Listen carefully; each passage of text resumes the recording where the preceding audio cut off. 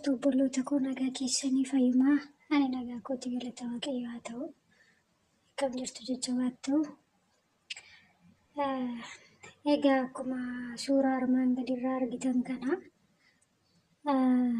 baay'ee nama gaddisiisa dhugaa dubbachuudhaa fi waan na jedhan nama dhabsiisa. Obboloota koo egaa mucayyoon kun akkuma nama kamii jechuudha hojjetattee gara biyya isheetti deebi'uudhaaf biyya irraa baate akkuma biyya ishee irraa baatee hojjetattee immoo gara biyya isheetti gaafa deebitu halkanuma isheen galtee sana jechuun halkan tokko isheen bulchine jechuudha kan isaan lubbuu ishee baasan argitanii halkan tokko hin bullee lubbuu ishee bahe jechuudha halkanuma galtee sanatti jechuudha. Egaa mucayyoon kun haadha daa'ima tokkooti jedhanii ka lubbuu ishee baase immoo namuma duraa walitti dhufeenya yookaan ammoo hariiroo waliin qabdudha jedhama. Obboloota koo waan kanarraa jechuudha xiqqaan guddaan wallaalaan beekaan barsiisaniiru barsiisaas jiru barsiisaas turan. Maaliif akka dubartoonni waan akkasii kana osoo beekatee osoo dhaga'anii osoo arganii waan dhaqanii itti galanii fi ani hin beeku dhugaa dubbachuudhaaf naaf hin galu jechuudha.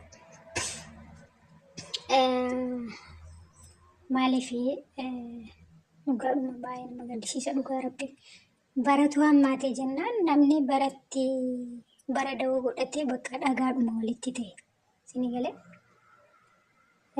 Mucayyoo kana egaa eegee jechuudha nangala gaafa isheen jettu eegee eerpoortiitti ishee fuudhee galgaluma sana kan inni lubbuu ishee baasee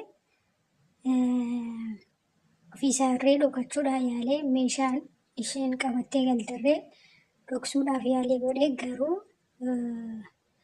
qorannoo poolisiin magaalaa Finfinnee taasiseen ammootu qodaan sun meeshaan isheen qabattee galte sunis argameera. Mucayyoonis akka duute jechuudha akka lubbuun ishii darbe biyya galtee akka lubbuun ishii darbe beekamee jira. Namichi ishii ajjeesirreen to'annoo seeraa jala ooleera jedhama. Waan isin ajaa'ibu maatiin ishee jechuudha iyyafatanii waan godhan wallaalaniiti. Achi buutee ishee as buutee ishee dhabanii dadhabanii dhiisanii jechuudha. Garuu yeroo dheeraa booda kan akkasitti qorannoodhaan haala kanaan akka lubbuun ishee beekamee jechuudha. Kanaaf gabaabumatti obboloota koo maalan isiniin jedha waan akkasii kana dhaabbadhaa of ilaalaa. Warrillee gochuudhaaf jechaa jirtanii warrillee itti deemaa jirtanii waan akkasii dhaabbadhaa of ilaalaa.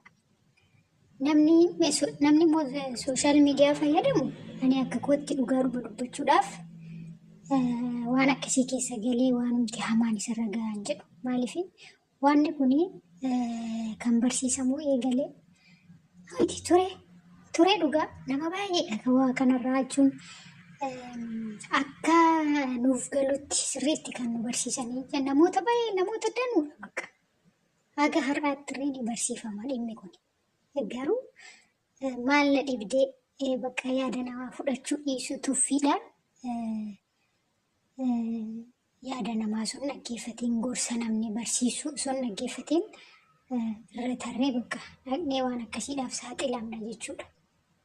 Namni waanuma qabatamaan lafatti ta'u waan argu waan dhaga'u waan naannoo isaatti argu tokkorraa ka'eeti namni kan nama barsiisu malee calliseetuma akkasuma lafaa fayyaa lafaa ka'ee waan hin taane namni nama barsiisu hin jiru. Sana keessaa yoo dhaggeeffattee tuffii dhiistee yoo dhaggeeffannee jechuudha. Nama tuffachuu dhiisnee yoo dhaggeeffannee yaada tokko lama achi keessaa argachuu dandeenya waan nu fayyadu. Yaada namaa yookaan ammoo yaada namni tokko dabarsu hunda isaa fuunee itti fayyadamna jechuu miti. Isin galee wanti nu fayyadu immoo jira achi keessa. Waan nu fayyadu fudhannee waan nu fayyadne dhiisuu ni dandeenya. Isinii galee? Kanaaf ergaa nam tokko dabarsu yeroo dhaggeeffannu waan gochaa jirru deebinee of ilaaluu dandeenya jechuudha. Achi keessa maalan gochaa jira, garamitti deemaa jira isa jedhu argachuu dandeenya jechuudha yaadachiisa. Namti kun yeroo mana ammaasoo kana yoo dhaggeeffatte yaada tokko kan si fayyadu argachuu dandeessa. Maaliif yaada ati qabdu ani hin qabu, yaada immoo ani qabu ati hin qabdu. Si galee? Kanaaf wal tuffii dhiisaatii yaada namaa tuffachuu dhiisaa dhaggeeffadhaa. Isa dhaggeeffattan immoo hojiirra oolchaa. Akkasiin isiniin jedha. Yeroo biyya galtan ammoo dhugaadhumaan isiniin jedha. Haala kanaan egaa warri qophootanii jiraachuu dandeessu.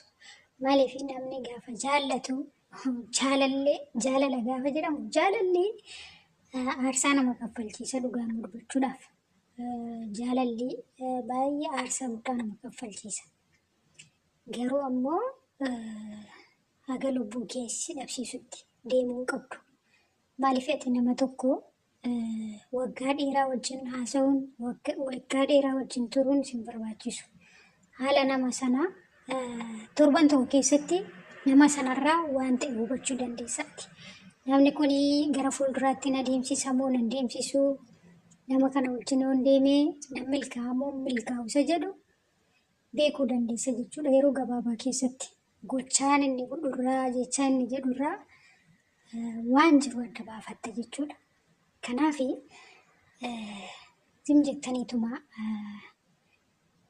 waanuma bakka nama miidhutti dhaqxanii harka keessan kennitanii akka hoolaatti mormi keessan citee iddoo malee itti nafina. Amma mucayyoon kun dadhabdee galtee dhamaatee osoo halkan tokko uffee jettee riba gaarii rafi biyya isheetti galtee gaafa lammii isheetiin biyya ishee keessatti sanuu qoomoo isheetiin lammiidhuma isheetiin gaafa akkasitti lubbuun ishee darbu akkam nama dhukkuba mee yaadame akkam nama dhukkuba. Baay'ee dhukkuba namatti dhaga'ama dhugaa rabbii maal jedhanii akka dubbatan hin beeku ani.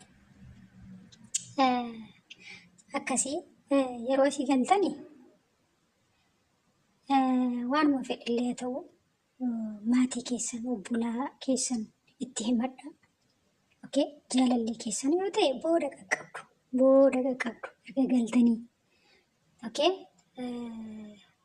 Hankeeti taanaan jechuudha. Hankeeti taanaan waan isii qoodeera taanaan hiree keeti taanaan waan tokko iddoo tokko si jalaan dhaqu hin qaqqabda jechuudha.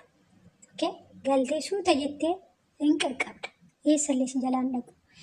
Wanti ati maatii kee dhokattee obbolaa kee dhokattee dhaqxee isa harkatti kuftee akka barbaaddeetti qalamtee kan taane taatee badduun jiru. Inni waan ta'u hin qabu. Waggaa murtaa'etti murtaa'a hidhamee hin ba'a jiruu isaa jiraata. Kan ishee kan du'ee badu isheedha. Kan biyyatti makamee kan akkasumaan badee isheedha malee inni waan tokko waan ta'u hin qabu. Abbaa kanaa namni isa jedhee isa gaafatu hin jiru ooluftaan.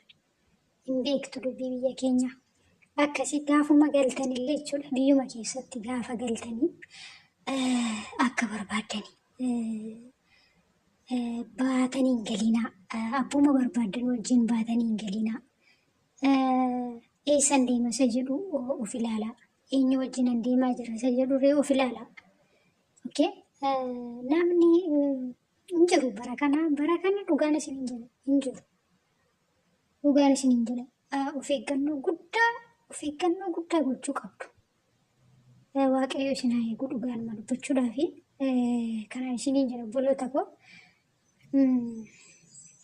Oduu isin ittiin dheeressu warri YouTube chaanaala kana faaraa taatanii as goraa maatii nu ta'an itti makamaa isin hin jira. Warri immoo wajjin jirtanii nu jajjabeessaa jirtanii waaqayyo isin haa eebbisu galatoomaa.